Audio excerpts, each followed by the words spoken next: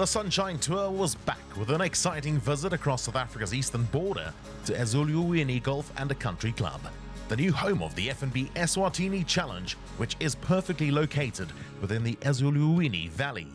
Great to be back at the FNB Eswatini Challenge. I mean, players are looking forward to getting back competing again. I mean, it's just a great, wonderful place that we're at right now, in the mountains here. A great country that we're in, and looking forward to getting going again. With a proud history of being the longest-serving host on the Sunshine Tour, this pure parkland layout has seen the likes of Ernie Els and John Daly win here in the past. The course was redesigned by Pieter, but it was established in the 60s, so very old golf course, tiny greens, and as we know, over time greens get smaller and smaller through the way they cut. So it is a challenge. You've got to be pretty accurate with your iron play. It's a bit of a thinking golf course. You can't just hit your drive everywhere. I'd say a lot of the tee shots they're pretty tough. You've got to know where to miss it. It's not a very long golf course, but you've got to be quite accurate off the tee.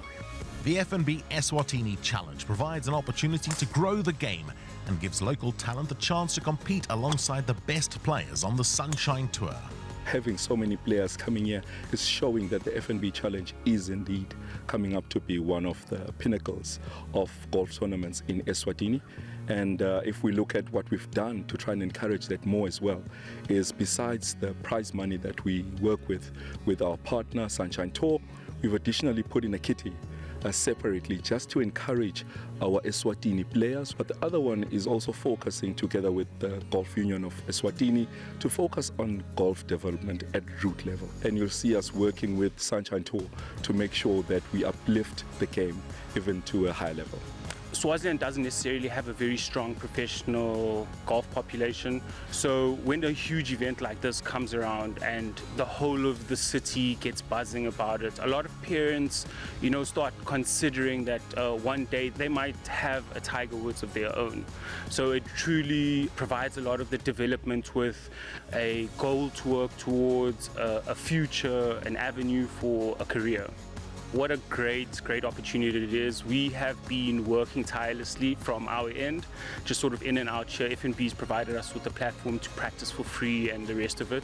So amongst me and my colleagues, we're extremely happy to host the Sunshine Tour and try and participate and compete as best as we can. Pegging it up in Eswatini was Martin Foster, who was back from the break and a recent trip to the USA. Foster earned the early clubhouse lead thanks to an adventurous opening round that included 8 birdies and an eagle. I had a bit of a, not a shaky start, but made a drop on the 11th hole and then brought it back with a eagle on the 12th, and then just started making a lot of putts and chipped in on the one hole. It was a great round and hit a lot of good shots and made a lot of good putts. Elton van der Merwe came out swinging for success, the reigning Sunshine Tour Fortress Rookie of the Year, with an exquisite tee shot at the par 3 14th, set up one of 7 birdies in his bogey-free round. Swing's been on and off through the break and been figuring some things out, but I really had no idea how today was going to go. I mean, if I rocked up and played 1 or 2 under, I would have been really happy. And then the birdies just keep on coming, and I keep hitting good shots, and the momentum just carried over. So I'm really happy. A superb start from van der Merwe and Foster, while Tyrone Snyder's also impressed, dropping only 1 shot on his way to joining the leading group early in his professional career.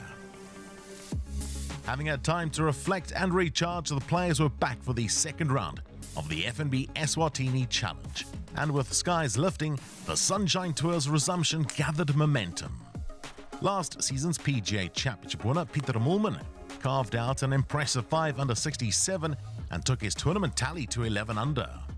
The golf course is a bit hard, so the ball is going quite far, makes it a bit easier, and the greens are quite decent for what we've had here before. The golf course doesn't have a lot of trouble, so it's actually, it's lenient to bad shots. So I think after the long break and stuff, and I'm sort of changing a bit of swing stuff, so I just thought let me come play, see what happens, and then we go from there. The Sunshine Tour continues to attract international players, and Austin Bautista clearly enjoys playing in Africa. After finishing second in Zimbabwe, the Australian was in contention.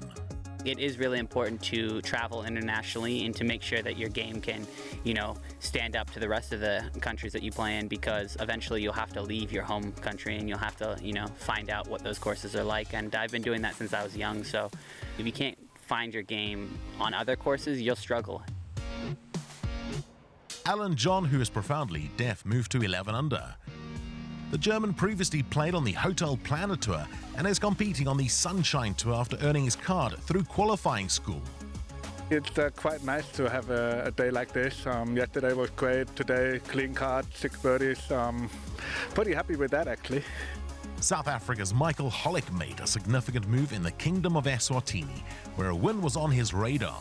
He finished a birdie in a round of 64 and shot to the top of the leaderboard. I had 3 really weird wedge shots, which kind of cost me a little bit after hitting really nice tee shots. But I had 2 eagles, hit really good iron shots into the par 5s, made good eagles, and the last hole hit a really good iron shot and had 4 foot for a birdie. So yeah, it was good golf today. At 12 under par, Hollick led by 1 stroke, while his travelling partner for the week, Jake Redmond, fired a second round low of 63 to be in the mix heading into the final round. Having overcome golf's challenges to regain his status on the DP World Tour, Brandon Stone was in Eswatini, and these days he is looking at golf a little differently. There were struggles with me on golf courses, there were struggles with me off the course, but at the same time I feel like I'm getting to a point now, I'm no longer the young guy. I've very much come to terms with that, and my back would validate that answer when I wake up in the mornings. It's tough at times. I mean, there was a few shots yesterday that really tested me on the golf course, but at the same time, for lack of a better word, the maturity that I had to develop through those tough times is really kind of showing its face now, and like I said, I'm not the young guy anymore. I can't behave like the young guy that just came on a tour. So I can feel there's a little bit more experience. I can feel I'm a little bit more composed, and I'm just kind of trying to work that up and trying to see if I can develop it even more. I just feel like I'm at that point now where I could potentially give a little bit of wisdom and a little bit of experience to those younger guys. I work with Doug Wood, and he's got a lot of young guys in his academy, and we're really trying to kind of just tell these guys, listen, you are good enough to play abroad. And I think that my job now, getting to that middle stage of my career in my 30s now, is kind of say, listen guys, you've got the game, you've got the talent, have a little bit of ambition and go get it. The season, we only really get going now. It's kind of a weird one, obviously. The DP World Tour finishing late November. We've got a very busy stretch. I think I've got 9 events in 10 weeks coming up for me, so it's a nice time to kind of build some form, get a few good rounds in, get a few good results in, and kind of try and make that DP World Tour final. It was back to business at the FNB Eswatini Challenge. The players were hoping to reel in Michael Hollick, who asserted himself as the favourite by making a strong start to the final round. The Mount Edgecombe professional, with a superb approach into the first, set up a birdie, 1 of 2 on his opening 2 holes. Pieter Moolman, who began the day 1 stroke adrift, also attacked the opening par 4, and this short pitch shot led to a first red number on his card. Countryman Nikhil Rama was also a man on a mission. He enjoyed a positive week with the flat stick and eagled the par 5 12th hole. The Papua Sagulum class member ended his week with 3 rounds in the 60s to finish in a share of 8th position. Sander Basson, who earned his Sunshine Tour card through the Betway Big Easy Tour last season, produced a neat touch from the trees at the 5th. A third straight 68 saw him finish at 12 under par and in a tie for 6th position alongside Keenan Davidser, who banked another top 10 finish. Davidser from the sand at the closing hole entertained those supporting the golf in Eswatini, and the Papua Sagulum class golfer signed for a final round of 69. Pieter Moolman, meanwhile, did his utmost to keep up with the tournament's frontrunner Hollick. His superb imagination and skill to slalom the ball down the hill at the par 5 5th hole led to one of the shots of the final round. He came agonizingly close to seeing the ball drop into the cup for an albatross 2. Instead, he went on to 2-putt and walked off with another birdie. Under tournament conditions and the pressure of the final day, experience counts. And in this case, Michael Hollick showed incredible composure and control to never allow the chasing pack to get ahead of him. Paul Bossoff, another graduate from the Sunshine Tour's feeder circuit, where he has won twice, enjoyed a morale-boosting tournament, and he carded 8 birdies in a round of 66 to share 4th he'll take great momentum into the next event. The man alongside him, Alan John, showcased his incredible golfing talent with his brilliant second into the first of the par 5s on the back nine, which almost dropped for an albatross too. The German signed for a closing 70 and ended at 13 under par. We'll be hoping to see him more on tour. Moolman was the only player with a realistic chance of catching Hollick, and a neat chip resulted in a birdie at the 12th for the Benoni Lake professional, who settled for a share of second place under the light of the Hollywood show. Hollick eagled the par 5 12th, and at that stage had a 5-shot cushion to work with. And despite dropping a couple shots at the par 3 14th, Hollick remained ahead, with the crowd gathering to welcome their newest champion, who still needed to get up and down at the par 3 18th hole.